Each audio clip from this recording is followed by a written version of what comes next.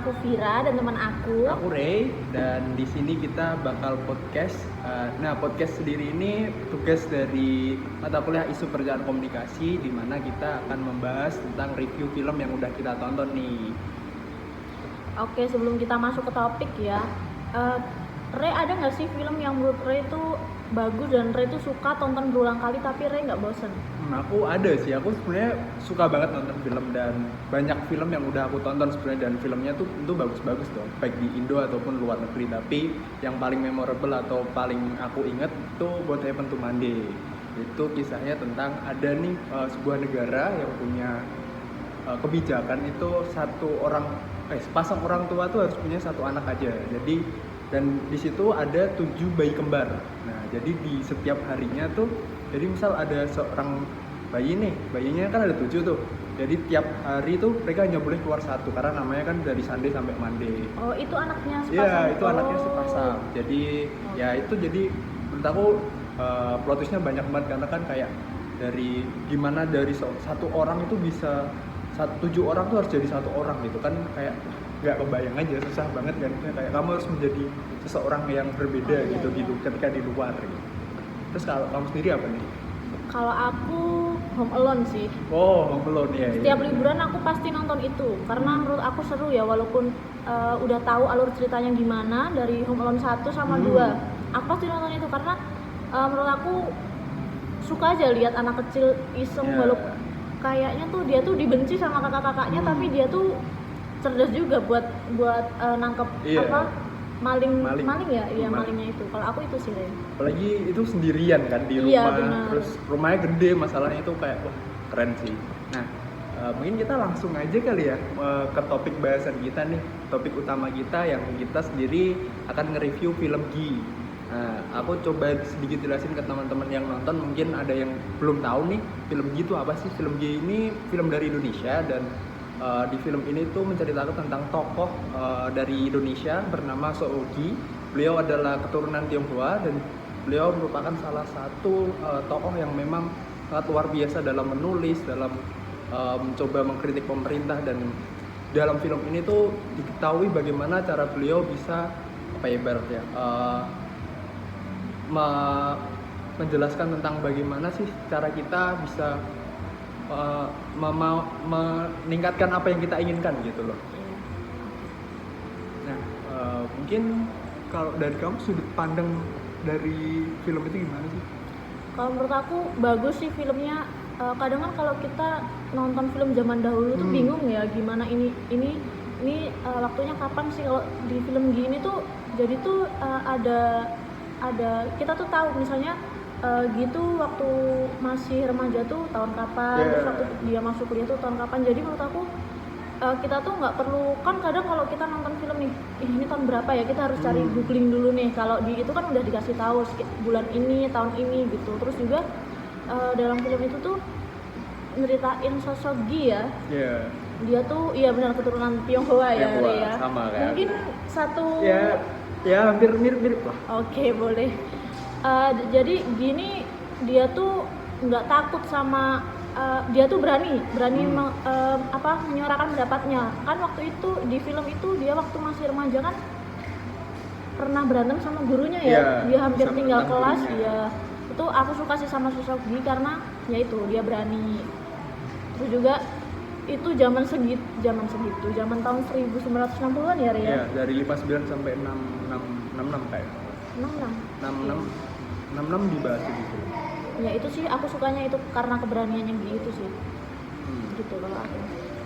Kalau aku sih melihat film Gi sendiri itu emang keren ya, karena kan di situ basicnya Soogi kan masih muda tuh, dari usia remaja sampai beliau meninggal akhirnya. Itu kan bisa dibilang ya sangat dekat dengan kita, karena kan beliau masih sekolah dan juga mahasiswa pada di UI juga kan. Nah itu kan menurut aku ya keren aja sebagai pedoman gimana sih cara ketika beliau ini menyampaikan kebenaran yang harusnya benar, dan ibaratnya kayak ketika ada hal yang tidak adil tuh dia bisa kayak gimana ya caranya biar mereka tuh bisa mau menang, dan kebenaran yang ada tuh bisa terkuak gitu loh. Itu keren.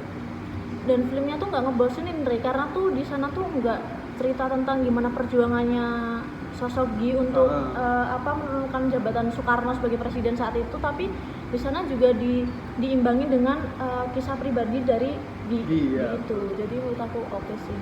Tambah lagi kan itu kan nggak cuma Soekarno juga, dan waktu akhirnya pindah ke Soeharto, Iya, benar. itu kan emang kekuasaan militer kan sangat ketat ya, dan beliau juga masih sempat dengan menulis sebuah berita juga, dan bahkan menyiarkan di radio. Itu menurut aku emang ya sangat berani, apalagi masalahnya dia tuh bukan etnis mayoritas gitu. Iya, kan. Dan ya kalau zaman segitu nggak ada yang berani kalau setahu tuh gitu. Apalagi kalau menurut aku ya, menurut pandangan aku kan zaman segitu tuh, maaf ya Re, dari etnis Tionghoa Cina ini kan sering ditindas ya. Iya, betul. Nah itu dia ada keturunan Cina Tionghoa tapi dia tuh berani. Itu sih yang paling ya menurutku keren aja gitu, karena kan ya zaman segitu siapa sih yang berani menentang Presiden Soekarno yang emang mau masuk ke demokrasi terpimpin atau kepemimpinan seumur hidup ya bahkan Iya, ya. betul. Dan ya di masa awal-awal Soeharto juga beliau sempat untuk mencoba menyampaikan opininya tentang kekuasaan itu, dan ya itu keren sih tetap. Tapi kalau ngelihat film gitu kira-kira cocok nggak sih kalau kita terapin saat ini kita sebagai mahasiswa nih? Kalau menurut aku cocok sih untuk keberaniannya ya, Re. Dia tuh berani gimana ya?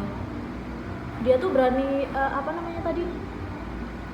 Mengutarakan pendapatnya nah, gitu ya. itu kadang kan kayak aku nih dulu awal-awal masuk kuliah nih, aku kayak takut-takut, masih malu-malu, tapi kan masa iya kita mau stuck di situ terus kan, kita harus mencoba keluar dari zona nyaman kalau kata anak zaman sekarang mah kayak gitu. Apalagi semangatnya dia kan belajar sastra juga kan, dia dari masa remaja sampai kuliah kan dia terus belajar dari yang nulis, terus dari radio. gitu kan. Ya itu keren karena kan dia kritiknya tuh juga nggak sekedar kritik, misal kayak ada sesuatu yang nggak sesuai dengan dia tuh nggak langsung dikritik, tapi dia coba pelajarin dulu tuh, kayak misal waktu sekolah atau kuliah dia juga sering baca buku. Itu kan zaman sekarang ya sangat sulit gitu, dan itu kayaknya kalau kita terapin bakal sesuatu yang bagus, karena kan ketika kita ada sesuatu yang salah kita bisa memperbaiki dengan cara yang baik juga gitu. Betul. Terus mungkin mau masuk coba ke hubungan tentang isu perencanaan komunikasi kali ya. Kita Boleh. Coba hubungin ya teman-teman terkait film Gi ini sendiri dalam sudut pandang kita, terkait gimana sih tentang hubungannya dengan isu politik atau isu politik yang ada pada perencanaan komunikasi ini sendiri, teman-teman. Mungkin aku dulu coba obrolin terkait perencanaan komunikasi di bidang politik yang ada di film Gini sendiri. Ya menurut aku kayak sistem politik ternyata bisa diubah dengan cara-cara yang kita sendiri nggak pernah tahu sebetulnya. Kayak misalnya sosok Gi yang mencoba belajar dari hal-hal kecil, misalnya kayak dari gurunya yang misal kayak keponakannya dikasih nilai bagus. Itu kan sampai zaman sekarang masih banyak kan KKN kayak gitu, dan itu nggak bagus sebetulnya kan. Nah terus akhirnya pada ketika beliau kuliah, terus coba kritik-kritik melalui mahasiswa, mendirikan Mapala dan juga masuk ke Senat. Itu menurut aku ya cara mengkritik yang bagus, karena beliau bisa mengutarakan pendapat dan mencoba mencari kebenarannya, dan ternyata ya memang itu yang dibutuhkan masyarakat, dan pada akhirnya ya itu tetap berhasil menundukkan Soekarno. Dan meskipun pada zaman Soeharto belum sempat menundukkan, tapi itu menurut aku tetap ya keren aja. Apalagi teman-temannya kan yang kalau nggak salah yang Jaka itu kan juga ternyata dia pada akhirnya malah ikut ke bidang politik. Iya Jaka. Akhirnya jadi kaya kan, kayak dapat privilege segala macam, padahal juga dulunya dia demo loh. Kan kayak ternyata beliau justru lebih memilih untuk mempertahankan kayak ideologinya, untuk tetap bahwa apapun yang diinginkan, apapun yang dirugikan, tetap beliau mencoba untuk meraih apa yang diinginkan rakyat gitu. Menurut kamu gimana? Kalau untuk politiknya sih ngeri sih kalau kata aku ya, karena waktu itu kan ada masuk juga ya peristiwa G30 SPKI. Nah itu tuh kalau menurut aku serem sih, karena siapa Aidit ya, Aidit tuh. itu berusaha dia tuh mengkhianati Presiden Soekarno kan ya. Iya. Dia pengen ngerebut kekuasaan itu tapi dengan cara yang menurut aku tuh serem. Jadi yang siapa sampai ada penculikan jenderal penculikan, terus sampai yang apa namanya, yang sekiranya itu terus habis itu dibunuh gitu. Kan efeknya juga sampai sekarang kan kita pasti bakal wah nonton film itu tuh bener-bener kayak ngerasa gimana ya kalau misalnya kita ada di tahun itu kayaknya kita nggak bakal bisa hidup dengan nyaman gitu ya. Kita nggak bisa nongkrong nggak bisa kayak gini kita sangat sulit ya kayak dulu ya. Iya. Terus apa lagi ya kalau menurut aku, terus juga pemerintahnya itu yang waktu ada pembantaian itu kan sempat ditutup sama isu harga kenaikan beras, kenaikan dan bahan pangan lah ibaratnya. Iya. Itu menurut aku serem sih karena mentang-mentang mereka punya kekuasaan ya mereka bisa menutup kejahatan itu dengan berita itu iya ya. sih benar isu Itu yang juga kenaikan harga itu. Apa ya ibaratnya kayak suatu politik juga ya karena kan ibaratnya ada isu yang lagi naik banget tapi tiba-tiba di pemerintahan baru kayak langsung nyebarin prestasinya awalnya kan kayak ada korupsi yang terbongkar, terus ada beberapa hal juga pokoknya hal yang baik-baik ternyata di sektor lainnya ternyata ada pembunuhan, penculikan dan segala macam ya.